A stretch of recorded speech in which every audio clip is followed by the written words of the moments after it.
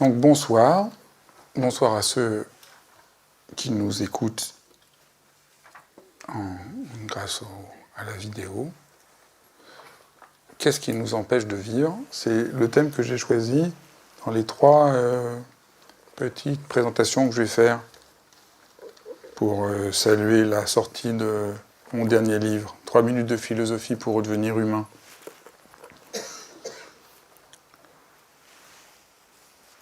Qu'est-ce qui nous empêche de vivre?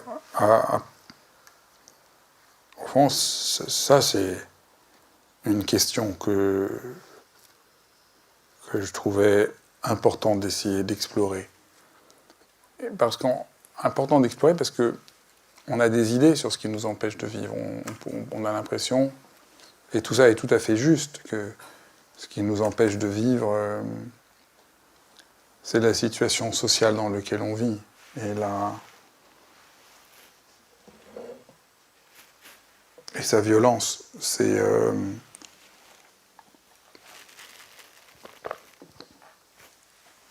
que tout aille de plus en plus vite, que Internet. Donc il y a plein de choses comme ça qu'on peut décrire, qui nous empêchent de vivre. Mais je voulais essayer, et ça c'est peut-être l'apport de la philosophie, de regarder peut-être plus profondément. Et j'avais le sentiment que si on essayait de cerner ce qui est à la racine de ce qui nous empêche de vivre, nous, aujourd'hui, hommes et femmes du XXIe siècle, c'est que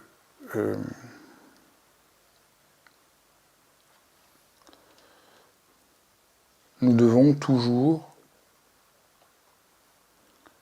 être plus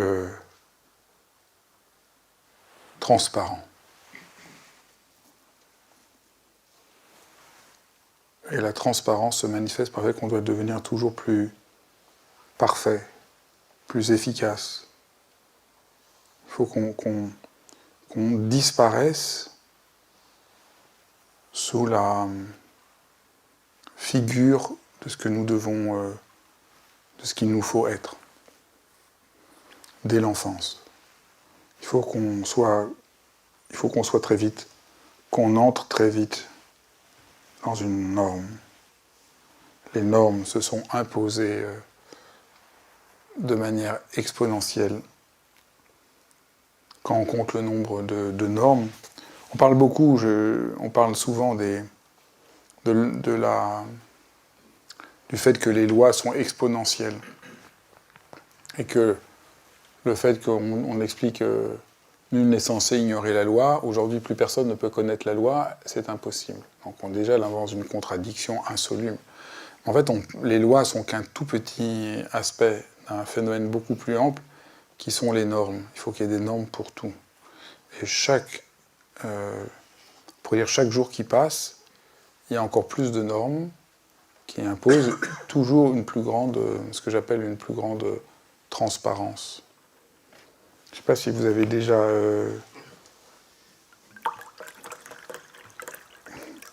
je ne sais pas quel exemple prendre, parce que pour n'importe quoi, c'est comme ça. Vous achetez un appartement, il y a 10 ans, le dossier était comme ça, maintenant il est comme ça, parce qu'il faut faire des vérifications de tout. Donc il faut sans arrêt de plus en plus de normes pour tout, mais pour tout. Les normes... Et c'est une normativité qui s'impose et qui nous pousse à être toujours plus performants. Et mon problème, je le dis toujours, n'est pas la performance. C'est qu'il faut toujours être plus performant. C'est tout à fait différent. Moi, si je vais voir un médecin, j'ai très envie d'avoir un médecin très performant. Mais le médecin est très performant parce qu'il est quelqu'un en rapport à l'entièreté de la situation. Si sa performance devient qu'il faut toujours que ça soit encore plus performant dans une transparence totale, qui est un peu le modèle de ce qu'on voudrait viser aujourd'hui. Donc au fond, le médecin idéal aujourd'hui, c'est le médecin qui ne vous parle pas, qui fait juste suivre des protocoles qui sont parfaitement normés, ben, vous comprenez, là, vous n'êtes plus du tout... Cette performance va à l'encontre d'une véritable forme d'excellence. Et c'est ça qui me semble aujourd'hui à la source de ce qui nous empêche de vivre. Nous n'avons juste plus de place pour être humains. Nous vivons dans un monde où nous n'avons plus de place pour être humains.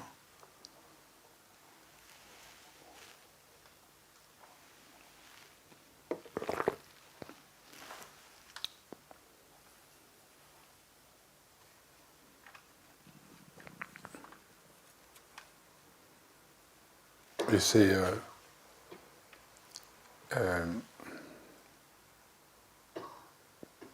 extraordinairement poignant.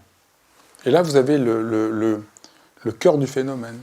Après que vous avez le cœur du phénomène, on peut voir comment il se déploie et se manifeste partout.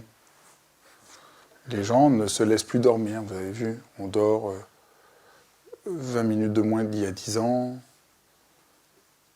C'est pas que nous avons changé, c'est que nous ne nous laissons plus dormir, parce que nous sommes tellement pris par l'obsession de la performance que nous nous instrumentalisons jusqu'à l'épuisement,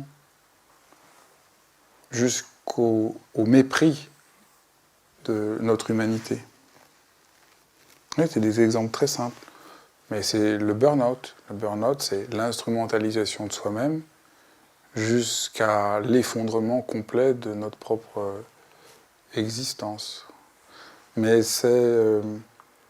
et à la racine de tout ça, cette transparence, c'est que sentir,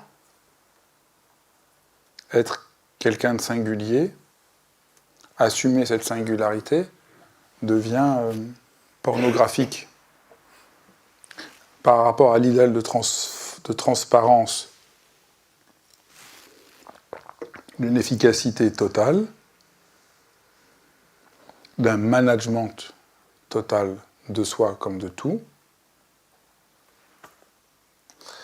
le fait d'avoir un désir, d'avoir une émotion, d'avoir une sensation est pornographique. Ou alors il faut que l'émotion soit au service de la performance. Mais alors, c'est plus l'épreuve ouverte et vive de l'émotion, ouverte et vive de la sensation, ouverte et vive de la pensée. Donc, je pense que là, nous approchons quelque chose qui n'est pas du tout vu aujourd'hui, qui est complètement... qui est vraiment pas vu. C'est ça le problème aujourd'hui. Nous ne voyons pas ce qui, la forme originaire serait mieux, la forme originaire, la forme presque principielle de ce qui nous empêche de vivre. Et c'est extrêmement dommage, parce que du coup, ce qu'on raconte est très à côté de la plaque. C'est très extérieur au problème. Si on veut essayer de redevenir vivant, il faut assumer de redevenir humain.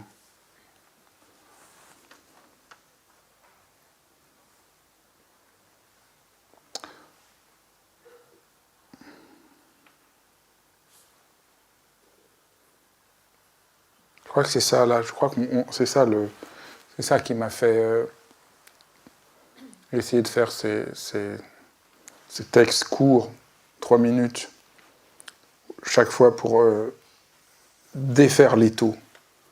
Il y a 40 textes et 40 manières de défaire l'étau qui nous empêchent d'être vivants, qui nous empêchent d'aller dans notre humanité, qui nous empêchent d'assumer, d'être humain, c'est-à-dire d'être imparfait. C'est la première phrase du livre que j'adore, de George Orwell. Être humain signifie essentiellement que l'on ne recherche pas la perfection, qui a une phrase, vous voyez, qui est une phrase formidable, c'est une phrase abyssale. Toutes les phrases que j'ai essayé de retenir, je les ai retenues parce qu'elles sont abyssales. Elles ont toujours quelque chose de vertigineux. Parce que s'il avait dit être humain, c'est savoir qu'on ne peut pas être parfait, là on aurait compris, ce serait un peu banal. Mais ce n'est pas du tout ça qu'il dit. Être humain signifie essentiellement que l'on ne recherche pas la perfection. C'est-à-dire qu'on assume son humanité. Que dès qu'on recherche la perfection, on tourne le dos à son humanité. Et donc, chaque fois qu'on le fait tout le temps, on est tout le temps pris par le fait de s'en vouloir. Il faut surmonter ça. Surmonter le fait de s'en vouloir. Nous vivons, là, c'est quelque chose de tout à fait fou. Il y a un dérèglement fou. On se sent coupable d'être humain aujourd'hui. Et ça, Et donc j'essaye d'inventer des antidotes à cette nouvelle forme de barbarie. C'est une nouvelle forme de barbarie. C'est une nouvelle forme de barbarie parce que c'est pas la barbarie de la hideuse, d'une forme de violence hideuse, c'est la barbarie d'un management devenu total. Si vous avez des questions ou des remarques, vous êtes bienvenus.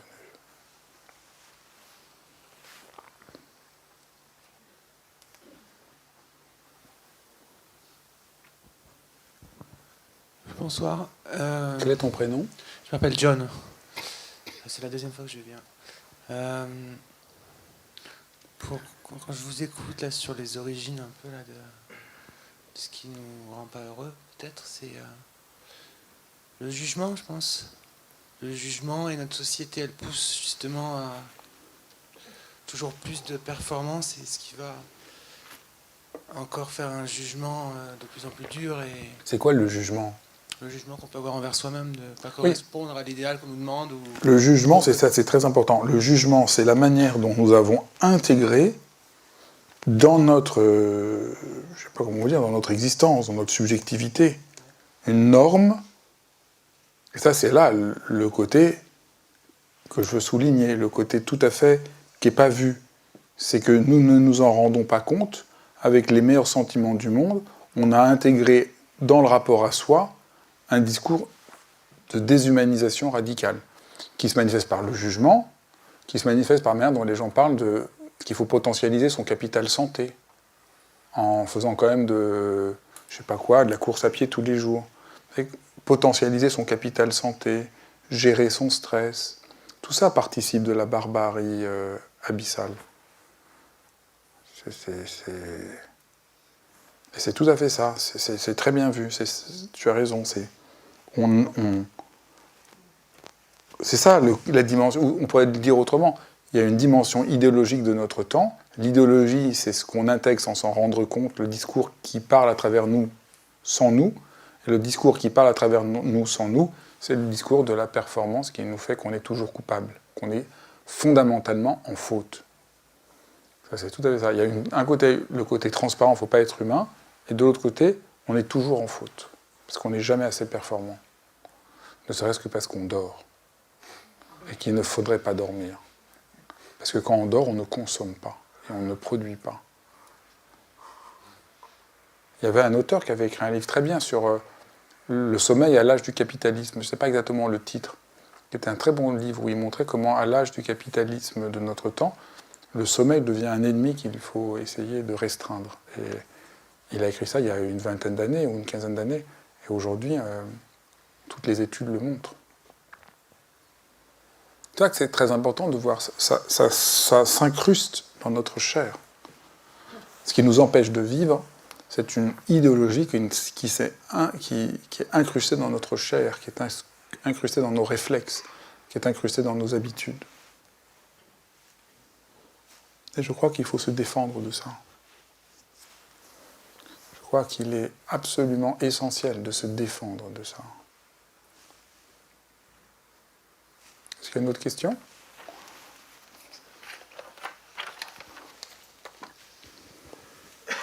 Bonsoir. Vous avez évoqué un exemple, la médecine. Ce qu'on attend d'un médecin performant, c'est qu'il nous sorte de ce mauvais pas, et le plus vite possible. Oui. Donc effectivement, aujourd'hui, l'outil majeur du médecin, c'est l'ordi et Doctissimo et la suite. J'ai assisté l'autre jour à une conférence de l'ARS, l'Agence régionale de santé. Leur problème aujourd'hui, ce n'est plus la médecine ambulatoire, c'est réglé. On rentre le matin, on sort le soir, tout le monde est content, ça va vite. Et le lendemain, on reprend le boulot. Et on réalise que le corps fait mal. Avant, on ne le savait pas. Et le problème aujourd'hui de l'ARS, c'est comment envisager les soins non programmés. Aujourd'hui, vous êtes très bien, je suis en la conférence, je rentre chez moi et demain matin, je ne peux plus me lever. Je ne peux avoir aucun des médecins puisque tout est programmé. Et je trouve que c'est formidable, ce que vous évoquez dans l'histoire des normes, les nouvelles normes dans le programme 22, c'est pour chaque médecin, un patient toutes les 10 minutes, 6 patients à l'heure. Donc vous n'avez pas intérêt à ne pas savoir ce que vous avez. Il faut déjà vous-même que vous soyez plus dans le flou.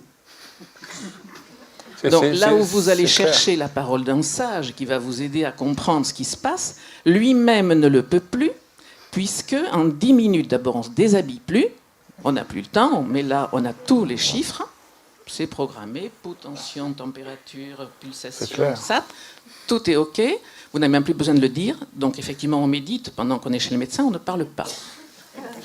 Donc il y a des expériences qui sont extrêmement amusantes, donc on explique la méditation, c'est que concrètement, quand le corps dysfonctionne, on réalise que finalement, on est à côté parce qu'on a été toujours normé. Moi, dès qu'on me voit, je ne suis pas dans les normes. Je suis en bonne santé, mais je ne suis pas dans les clous. C'est clair. Et j'y vais pour, je ne sais pas, une bricole, et on va quand même me ramener à ce qui apparaît être un problème pour eux. Donc effectivement, le travail de méditation, je trouve, permet de revenir un petit peu à une conscience de soi pour pouvoir dialoguer avec, attendez, ça c'est votre problème, c'est pas le mien. Oui. C'est à discerner, au fond, quel est le problème de l'autre qui va me balancer. Donc il y a quand même un minimum de conscience de soi qu'on n'a pas puisqu'on ne prend pas le temps d'apprendre à se connaître. Oui. Je dirais surtout, votre exemple est très juste, on voit bien le côté extrêmement... et on voit bien, oui, barbare, on voit bien. La seule réponse à tous les problèmes aujourd'hui, c'est augmentons les normes et tout va se régler. Donc c'est... Alors le principe réel de la médecine, c'est la dimension de rencontre, la dimension de diagnostic, la dimension d'examen clinique, toute la dimension clinique. Donc c'est très juste. Et je dirais que la méditation, tout ce que vous dites est très juste, mais la méditation, c'est dissoudre à sa racine cette imposture. Parce que ce qui m'intéresse là, c'est qu'on nous présente ce développement du management total de tout comme étant rationnel. Et ce qui m'importe, c'est pour ça au fond que j'ai fait ce livre. Le fond du fond, c'est que je voudrais montrer qu'il est irrationnel. Parce qu'en général, on oppose à ceux qui critiquent ce système-là, qui sont là au nom, moi qui fais de la méditation, vous imaginez, on est là au nom de l'intuition, de la sensibilité, de la bienveillance. Non mais moi, c'est pas du tout mon problème, moi j'en ai rien à faire de ça. Moi, mon problème, c'est que c'est irrationnel. On est en train de nous présenter quelque chose comme rationnel, qui est irrationnel, et qui est en train de détruire la nature même des êtres humains, qui sont des êtres humains. On est en train de leur dire, il ne faut pas qu'ils soient humains, c'est irrationnel. Et mon souci, c'est de montrer que la rationalité, c'est séparé de la raison. C'est ça que j'ai un regard philosophique. Et ça, c'est abyssal, parce qu'on n'arrive pas à penser ça. Pour nous, la rationalité, elle est raisonnable. Mais la rationalité, elle est irraisonnable. Elle est contre la raison. Et c'est ça qu'il faut réussir à penser. Donc, tu as tout à fait raison dans la manière dont la méditation nous protège, mais aussi, elle vise à nous réapprendre sans cesse à défaire la manière dont ce discours nous verrouille, nous attaque, Et ça demande là, il faut faire des petits exercices pour se défendre. Parce que cette idéologie se présente de la manière la plus indiscutable. Puisque ça va pour une gestion plus efficace. Donc ça demande un peu de force. Et le résultat, vous voyez, c'est pour ça que c'est très concret en même temps. Le résultat, c'est qu'on est tous en faute. On n'est tous pas dans la norme. Personne n'est dans la norme. Donc cette normativité de plus en plus forte fait que les gens se sentent tous de plus en plus coupables parce qu'ils ne le sont pas. Et donc, mais comme on est coupable, il faut qu'on en fasse plus. Il faut qu'on se cache. Il faut qu'on performe. C'est une souffrance terrible.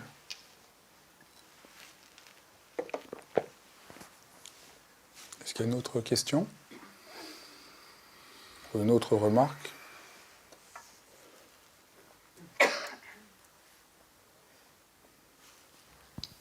Merci.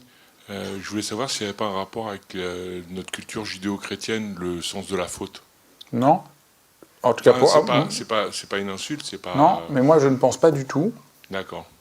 Je pense que ce qui se passe là, disons, non, je pense que la faute dont je parle, c'est pas du tout la faute judéo-chrétienne, c'est la faute de ne pas être assez performant par rapport à un certain visage d'un capitalisme extrême. Je ne sais pas si le mot capitalisme est en plus le meilleur terme, parce que c'est pas très bien dit capitalisme, mais disons une forme de management généralisé, ce qui lui nous met en faute. C'est ça que je voudrais souligner. Parce que mais ce serait trop long d'aller au bout de ma pensée sur ce point. Tout le monde répète tout le temps inlassablement que c'est le christianisme qui fait que les gens sont coupables, mais c'est pas si clair. Il y a ça, mais dans le christianisme, il y a aussi qu'on est fils de Dieu. Donc c'est pas si clair. Mais en tout cas, et la faute, elle n'est pas dans le même horizon. Là, notre faute à nous, elle est dans l'horizon du management. On est en faute d'être humain. C'est pas du tout la même sorte de faute qu'on est dans le christianisme. Là, on est en faute d'être humain. On est en faute d'avoir des émotions. On est en faute d'être ému. On est en faute de faire une erreur. On est en faute de faire un échec. On est en faute de ne pas aller assez vite. On est en faute de dormir trop. On est en faute d'être trop comme ceci. On est en faute d'être trop comme cela. On est en faute d'être en colère. On est en faute de ne pas être zen. C'est quand même insensé. Il n'y a pas de place pour qu'un être humain soit un être humain, avec ses chagrins, ses peines, ses inspirations, ses désirs, ses émotions. C'est ça que je veux souligner. Donc je voudrais être beaucoup plus précis que ce discours qui est un peu flou. C'est très précis. On est en faute par rapport à la norme qui s'insinue inconsciemment dans nos existences. Ce serait très intéressant aussi de regarder, même dans les perceptions, comment la norme induit nos perceptions, restreint nos perceptions. Mais est-ce que c'est pas un transfert de pouvoir entre l'époque judéo-chrétienne et le capitalisme aujourd'hui, et qu'on est à la recherche d'autre chose aujourd'hui? Non, je crois pas. Enfin, je sais pas. Non, je crois que c'est trop flou. Il faut être plus précis. D'accord. Il y a un changement de paradigme. Moi, après, c'est pas du tout le sujet ici, mais il peut m'arriver à des moments de décrire quels sont les types de violences propres à chaque époque. Ça serait intéressant de faire ça.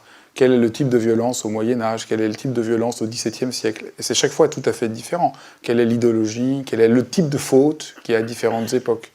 Donc on pourrait faire ça, mais ça prendrait beaucoup de temps. Mais chaque époque a son propre...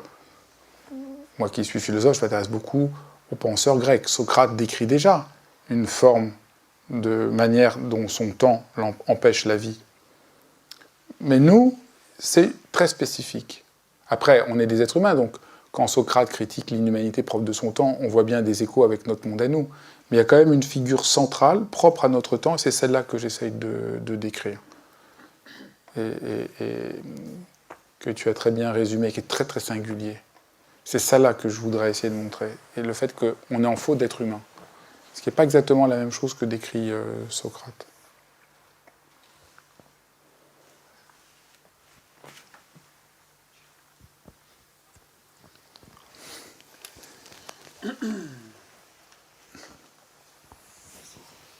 Bonsoir Fabrice, bonsoir à tous. Merci pour cette causerie, oui, donc, qui était très intéressante. Moi j'ai bien aimé.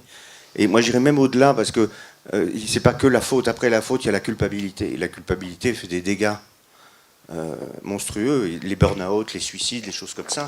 Et moi, j'ai réussi à me débarrasser de la culpabilité, parce que j'étais ou dans la faute, en faisant un travail sur mon histoire, etc. Et j'ai choisi d'avoir un travail, je dirais, qui sort de la rationalité ou des normes. Même si je vends des produits normés, je suis indépendant. Je m'organise comme je veux. J'ai de compte à rendre à personne, sauf qu'à moi-même. Et alors c'est peut-être ma norme à moi, mais c'est une manière de me libérer d'un carcan qui ne me convenait pas. On peut se libérer d'un carcan, mais en réalité, c'est plus insidieux que ça encore. Je pense que c'est vraiment...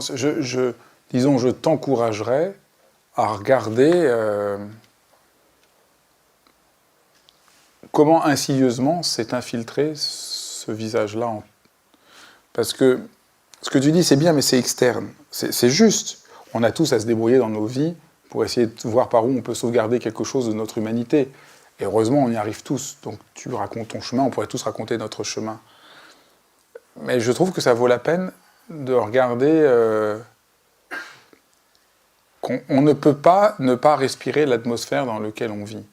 Chaque époque a une atmosphère. Il y a une atmosphère. Cette atmosphère nous dit que c'est un problème d'être humain. Et alors après, on peut le regagner. Et la méditation nous fait le regagner parce que la méditation est à la racine va à la racine du problème. Mais en tout cas pour ma part, je ne dirais pas que je suis libéré de cette idéologie. Je la constate sans arrêt à l'œuvre dans mon existence. Parce que c'est tellement séduisant, cette idée qu'on va être plus performant, que les choses vont mieux fonctionner, et que c'est très difficile de se dégager de là. On voit l'éducation, les soins, tout est pris dans... Et donc c'est pour ça.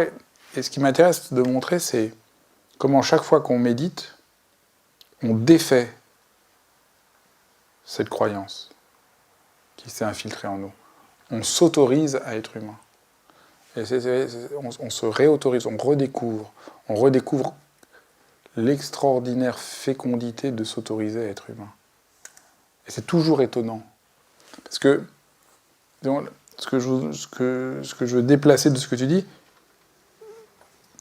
c'est pour ça que c'est intéressant de méditer. C'est qu'on fait l'épreuve, presque à notre propre surprise, que c'est OK d'être humain. Et moi, je pense que si on ne fait pas cette expérience-là, au fond, on n'est pas encore dans la méditation. Je pense que l'expérience de la méditation, c'est « Ah tiens, ah ouais, c'est OK que je sois humain. » Et là, vous avez défait. C'est une culpabilité très singulière. Voilà, disons, ce que je peux essayer de dire. C'est ça qui va donner la force dont nous avons besoin. Ben, merci beaucoup. Et la suite au prochain épisode.